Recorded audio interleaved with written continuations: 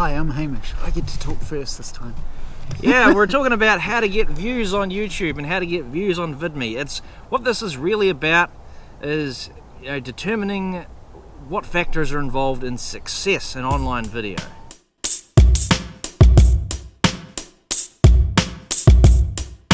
Alright, quality of gear. Now, and these are in no particular order, but quality of gear is obviously very nice. What have you got? Canon 70D and a Sony HXR 70p. What did you start with? What did I start with? I start with a second-hand XTV camera that used tape, actually. It costs like $500. I actually had a videotape camera as well. We're showing our age. We're older than probably most of you guys. Not all, but a lot. So yeah, quality of gear, that's one of the things. One of the other things is search engine optimization. Okay, so this is titles, descriptions, tags. This is something that you must learn. What can you say about SEO? Well, I think linking is part of the important strategy behind SEO, and titles are very important. So one of the ways that new YouTubers are going to be found is the search. So putting a title that people are searching for would be my top tip. There is a really good app out there called TubeBuddy, and it's not an app, it's an extension.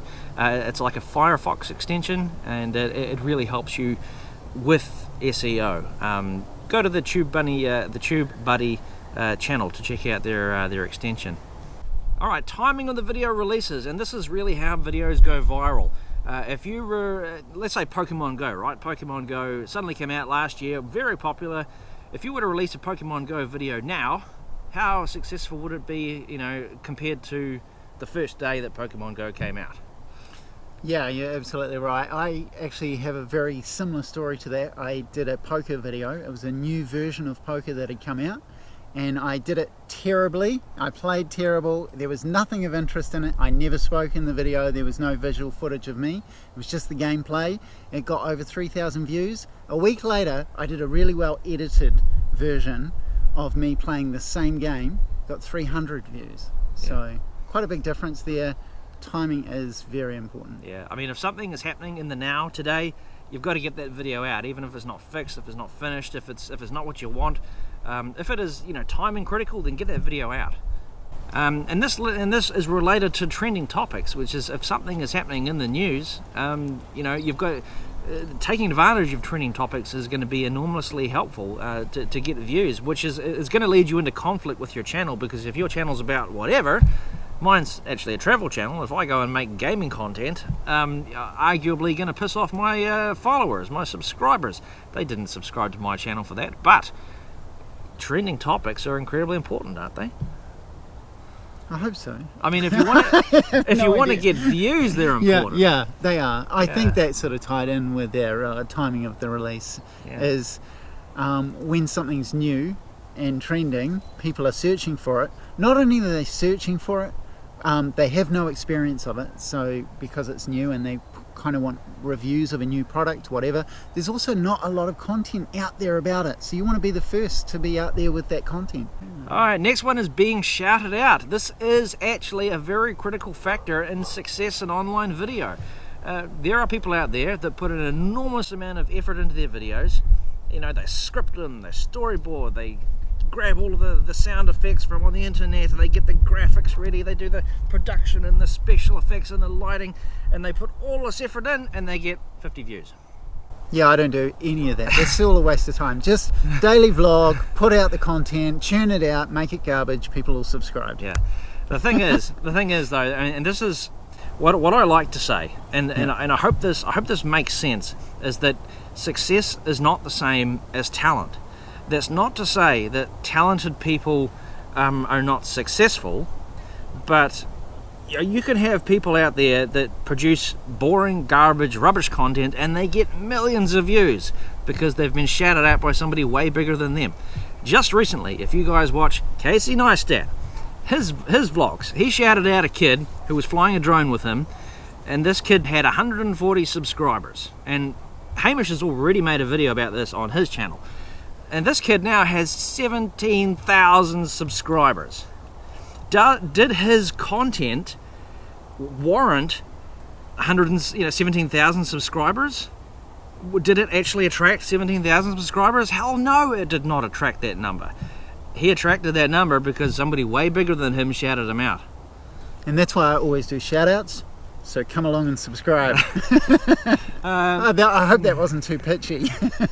Getting sponsored. Now this is something that's only really going to happen to you if you get bigger and bigger and bigger. But what this is an example I'll use for this is a guy named Fun for Louie. He does travel vlogs, and one of the sponsorships that he had was from a company called Boosted Board.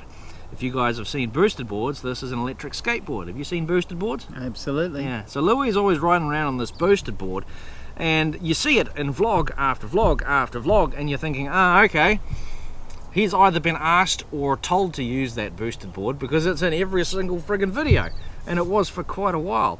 But if you get sponsored and you use a company's product, then that company on their social media, like on their Facebook page and their Twitter, they're probably going to mention you, right? Mm-hmm. Yeah, I think also with being sponsored is don't just wait for them to come and get you. Go out there and talk to them and see if you can get some deals. Storytelling. Now, storytelling is one of the most difficult things to do in online video, and especially in a video like this where we're literally just sitting down talking to a camera. There's really no bloody story at all. But in terms of whatever content you're making, trying to tell a story that gets you from point A to point B to point C. Now, there's people out there that tell you that that nobody knows how to make a story. It's not that nobody knows how to make it, it's just that it's bloody hard. There are actually models of how to tell a story. If you Google search how to tell a story or how to write fiction, you know this topic, you will actually find videos telling you how to do it. Have you ever done this?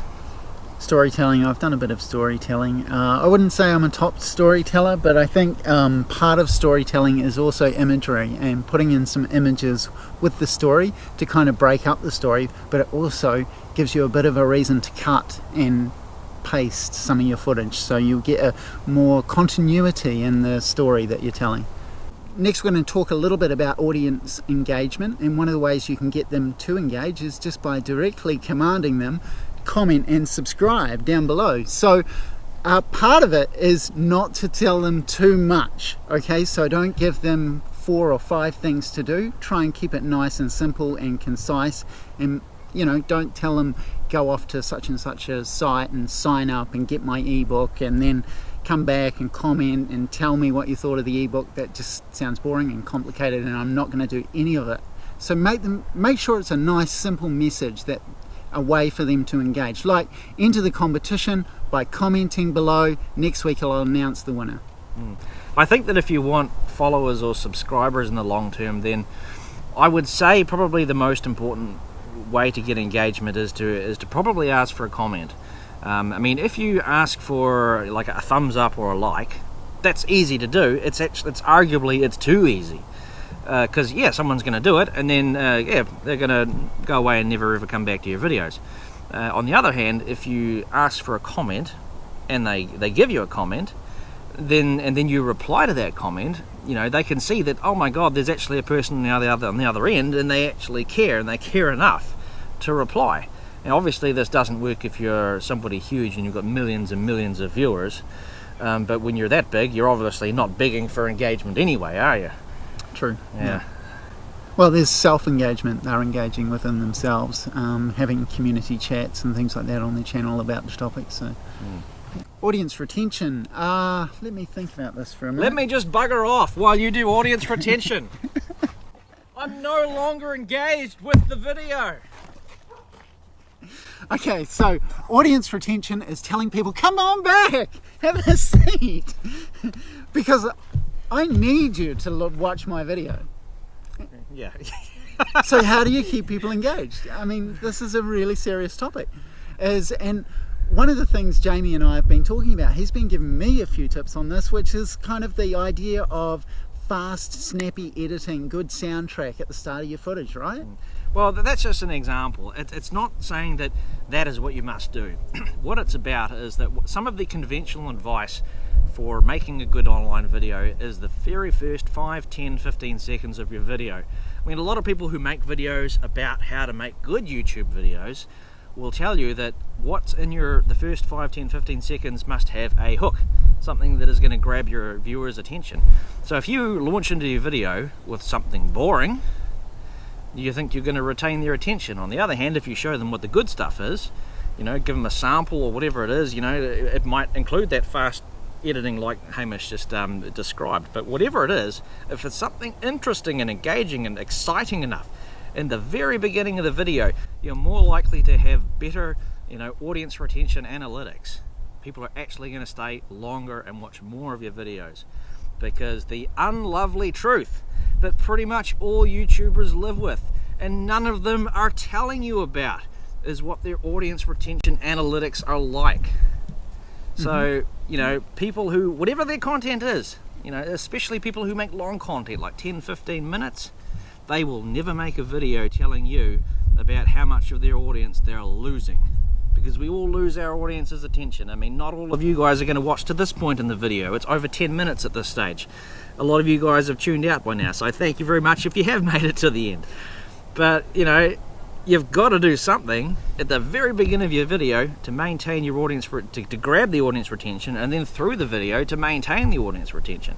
Yeah. Have you ever done the step process, like the 5 steps? We're going to show you the 5 steps, and then people watch all 5 steps. The idea is that they give at the start of the video what's going to happen at the end, so people stay to the end. Yeah. So what they say is, like, you know, we're going to talk about, you know, the 10 top YouTubers. So now the audience knows that they're going to be watching 10 top YouTubers, and they start with number 10. But really, they've always wanted to know what the number 1 YouTuber is, or what this guy reckons the number 1. So they're hanging on in there to get to number 1, and they can see it counting down, and that's the retention. All right, so Hamish has just told you about the 5 steps. You know, it's basically a countdown method. I think sometimes it'll work and sometimes it won't work, because it depends on the viewer. If they're actually engaged and interested in what you're doing, yeah, they'll watch the you know, the countdown to whatever it is that the gem of information that they want. Other people have a short attention span, and you know, they're going to tune out, and probably for those people nothing's going to work anyway. Anyway, that is how to get views. It's not really about how to get views, it's about how do we measure online video success? You know, what are the factors involved? You might think of some other factors that we haven't talked about at all. If that's the case, let us know how wrong we are in the comments below. See how this works? Yeah. Leave a comment below. And if it was otherwise educational or beneficial, or you liked it, click the thumbs up, the upvote button. See how this works? Anyway, we've talked long enough. We're done talking. It's your turn. See you guys.